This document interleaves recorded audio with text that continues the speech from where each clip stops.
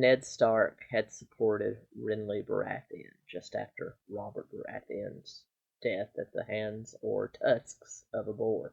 This is an interesting scenario that we're going to explore today on Gen X Marks the Spot.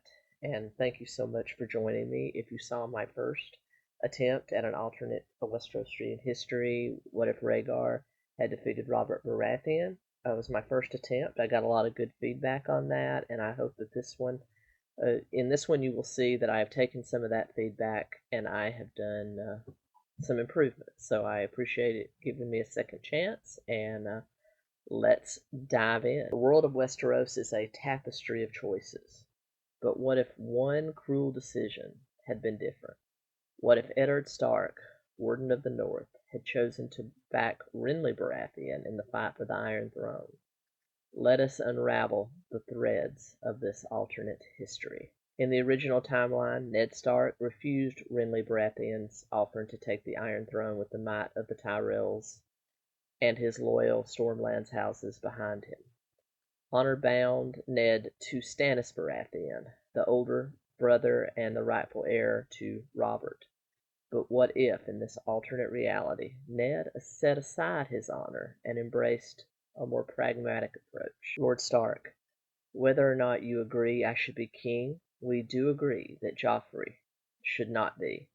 Would you not agree that it is our duty to prevent his ascension? I have to agree with that, but this is a move to simply prevent a false king. I will not immediately support another, as your brother Stannis is the rightful heir. In theory, yes, but you know as well as I know that my brother is a brute with the makings of a tyrant.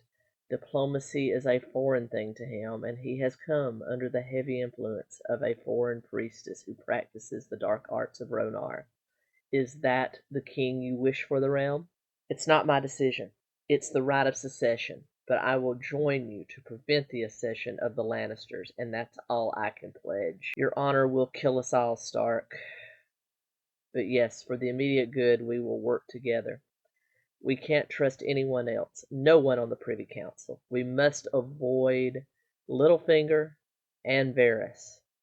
The best course of action is to gather your family and your guards and your servants and come with me to Highgarden and to call your banners from there. I cannot, I am Lord Protectorate. Bollocks, Renly said, sounding so much like Robert that it threw Ned for a loop. A dead Lord Protector is useless, and the Lannisters will kill you. They will kill Catelyn. They have about 1,000 Lannister men in the city, plus half as many gold cloaks that are loyal to nothing but Lannister gold. The only Kingsguard you can trust is Barristan, but that's far from enough, and even he will see some slightly call of duty and honor as you have. You have less than 100 household men.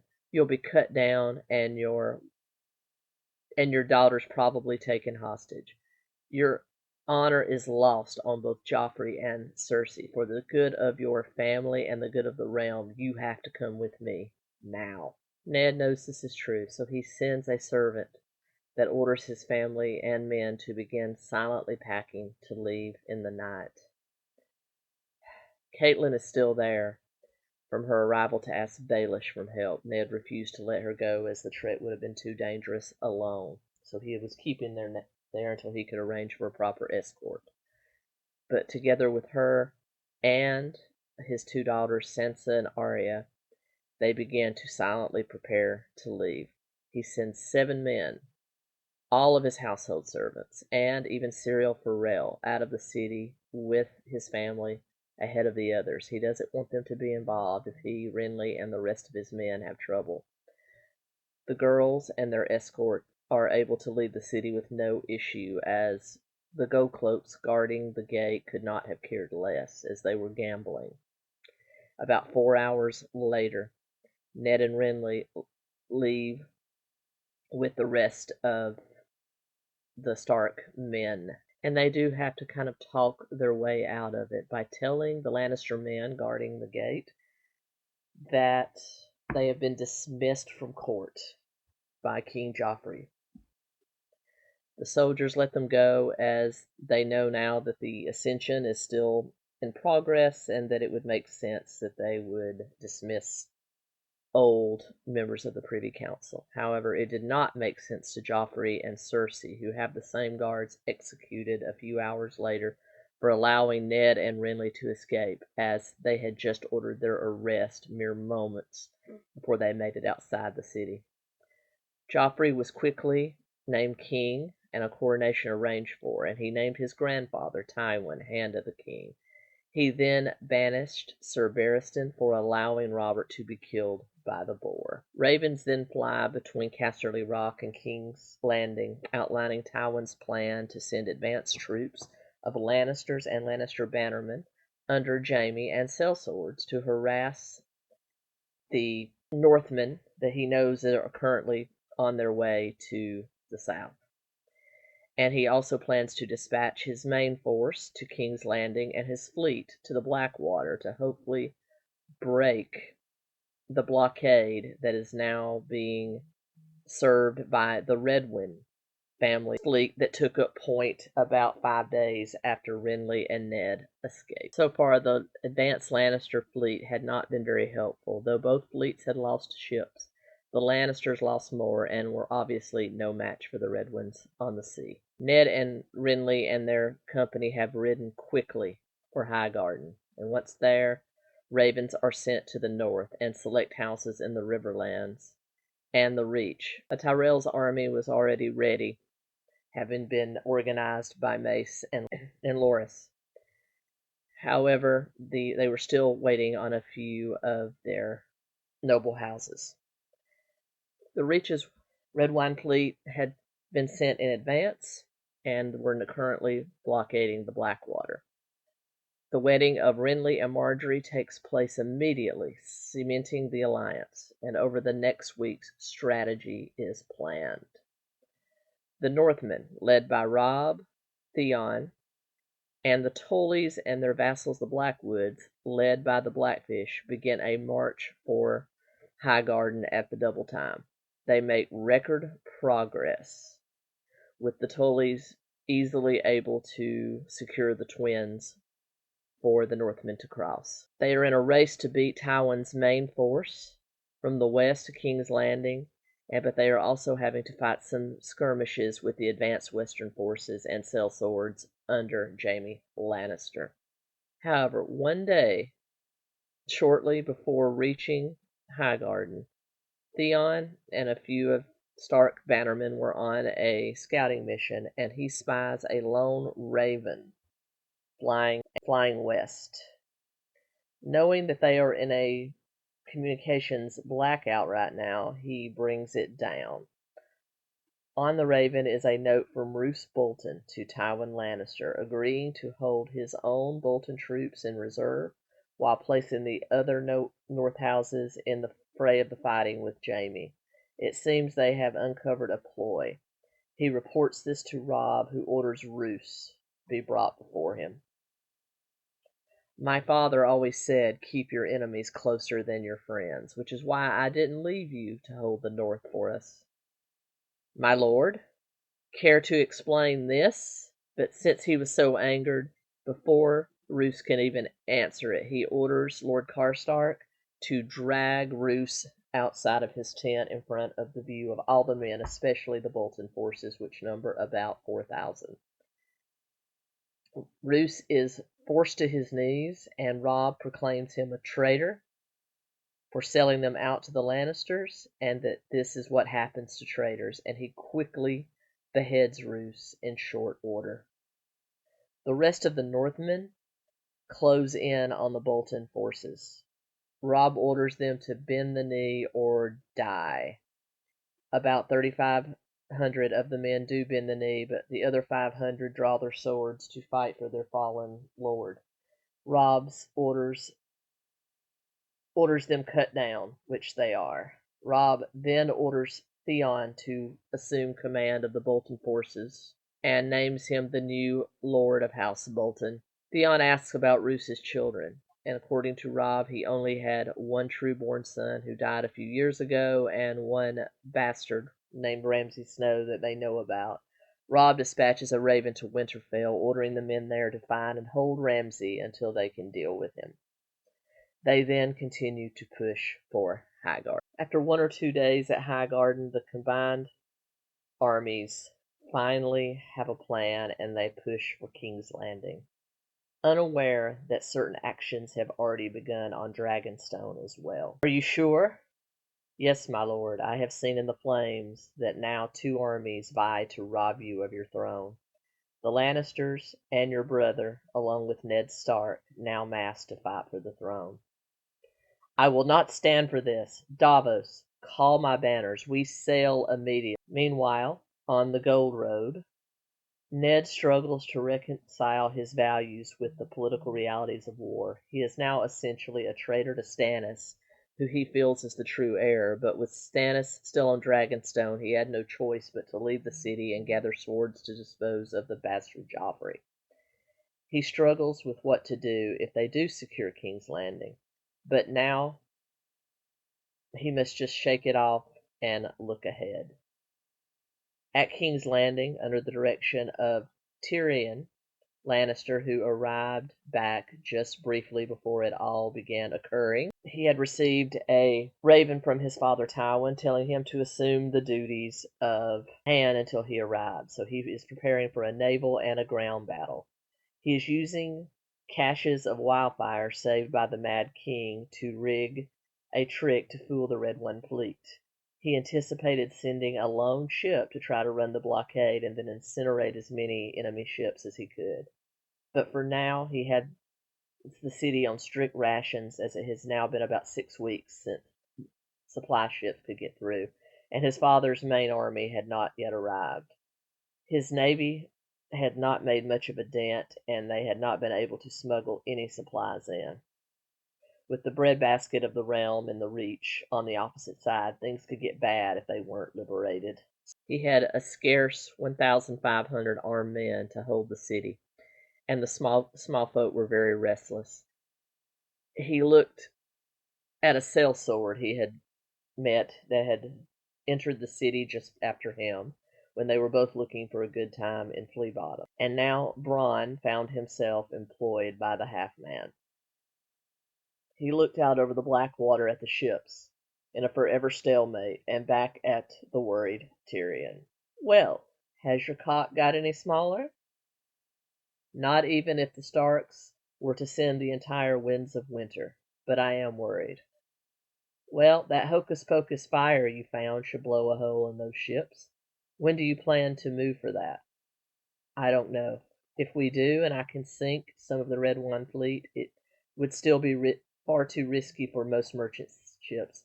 Since the blasted Tyrells are on the other side, all of our supplies would have to come from Essos, and I'm not sure they would get here before another fleet of red wine ships arrives.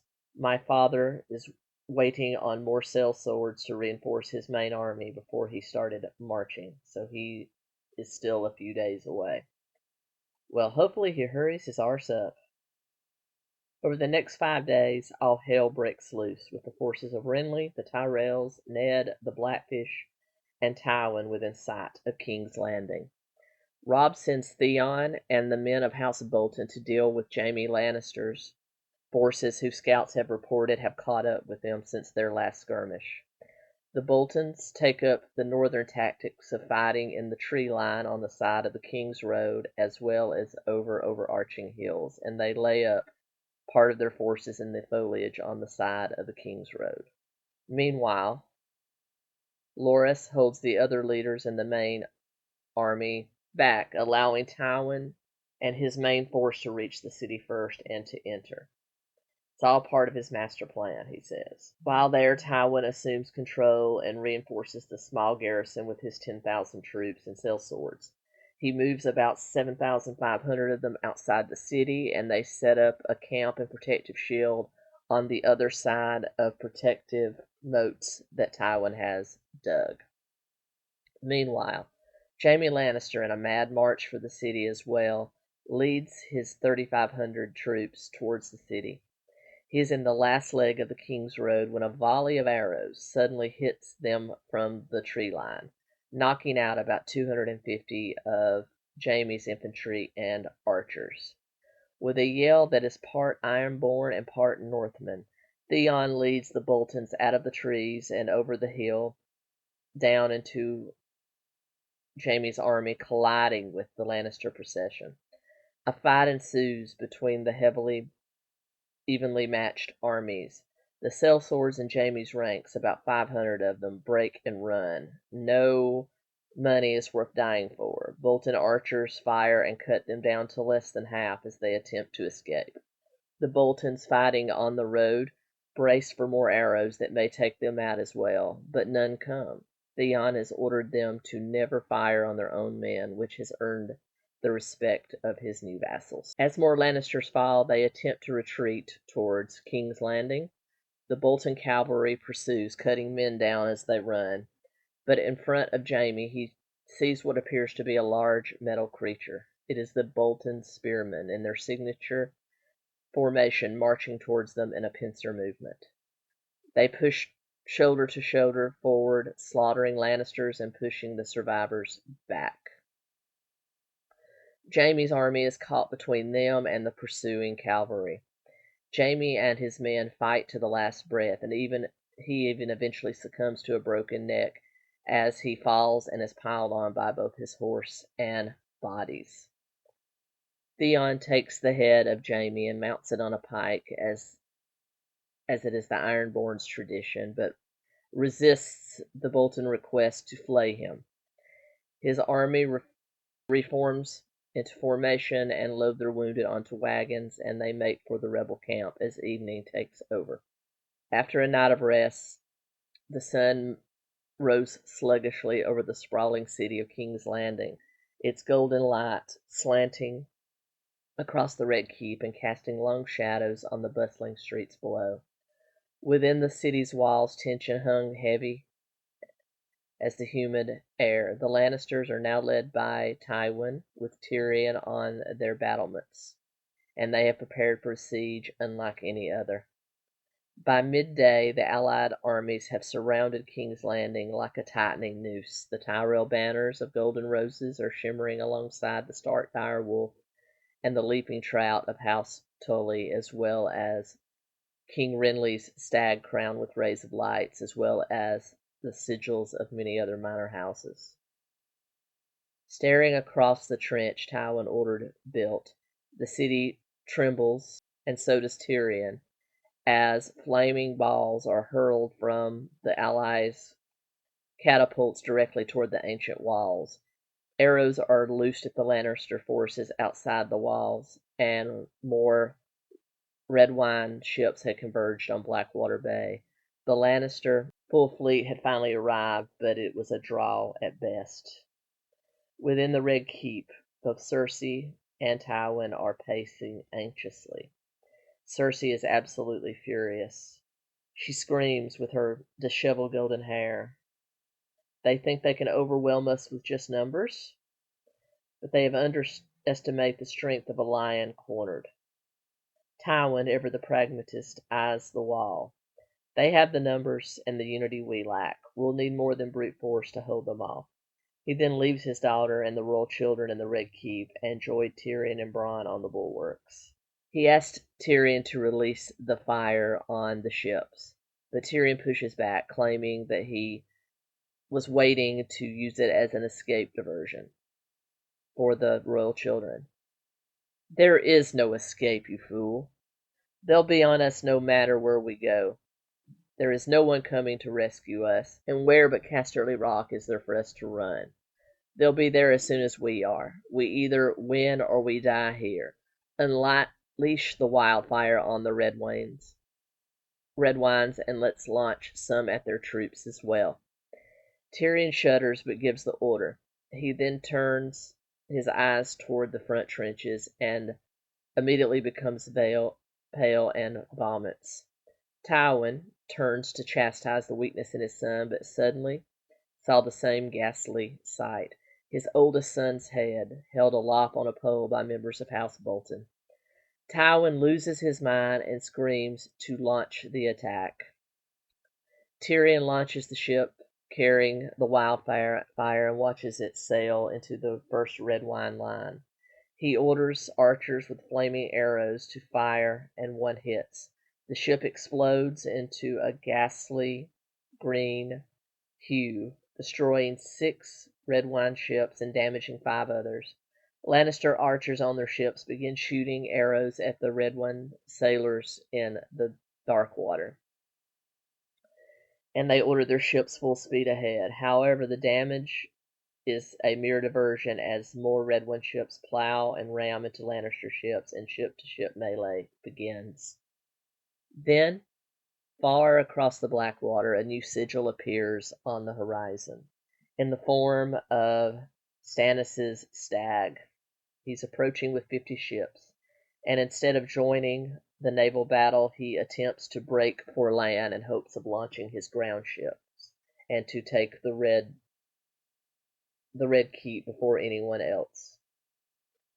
8 of his ships are sank on the way, but the rest make it to shore outside the mud gates, and he begins to assault the castle from the back end. Tyrion orders the city's catapults to launch barrels of wildfire at the main allied forces, and then immediately fire flaming arrows after it.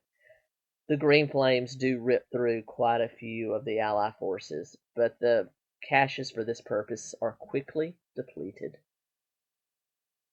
At the head of the main allied force, Renly Baratheon, seated atop his magnificent black charger, surveys the battlefield with a confident smirk. His knights gleam in polished armor, their rainbow banners fluttering in the breeze.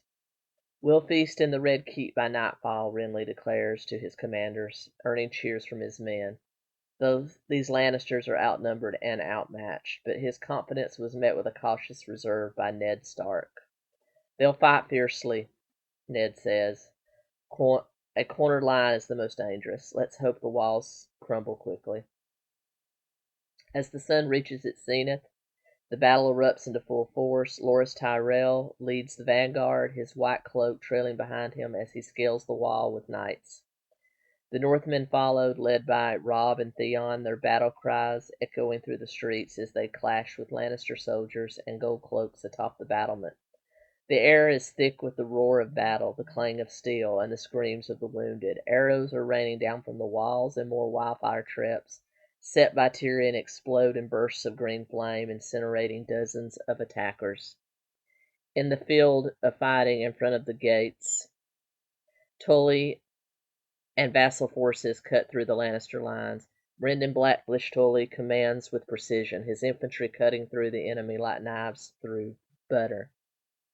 Just as it seems the allied forces would breach the gates, Tyrion unleashed his last ace card, the final stockpiled wildfire, hidden beneath the city streets. In a desperate gamble, he ordered sections of the city to be ignited, creating fiery banners that trapped and consumed scores of soldiers.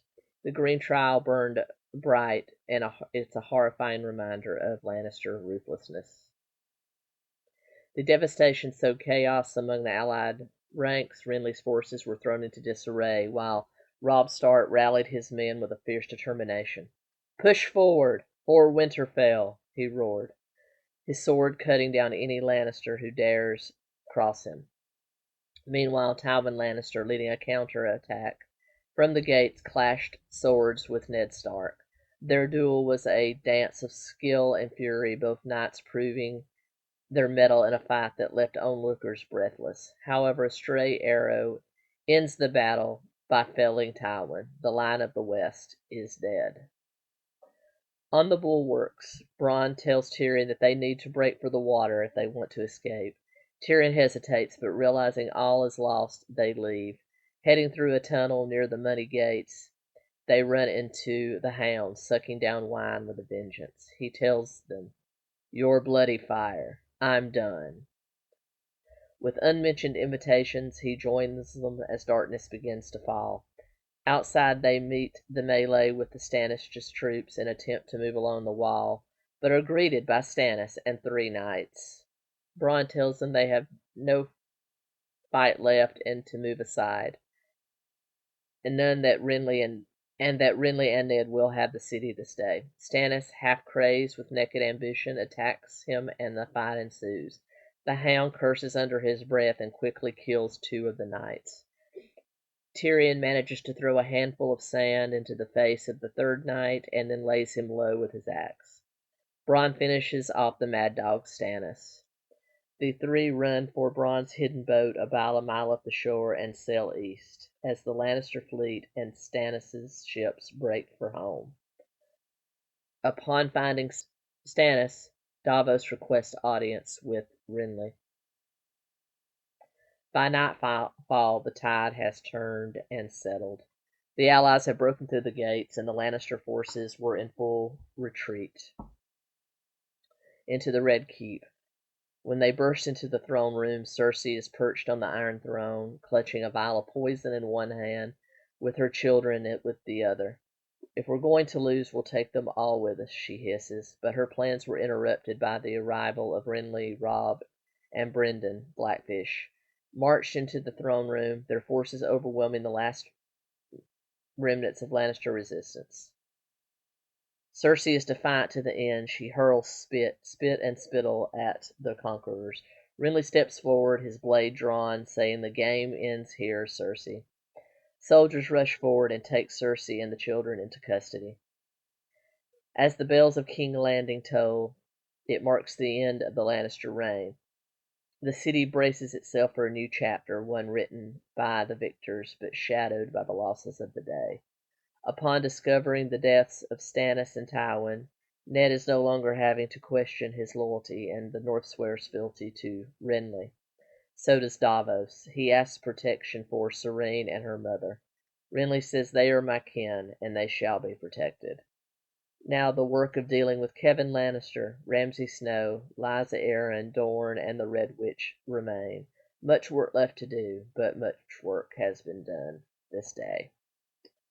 And there you have it, folks. One of 1,000 different scenarios that could play out. Let me know what you think, and I will see you again soon with another video.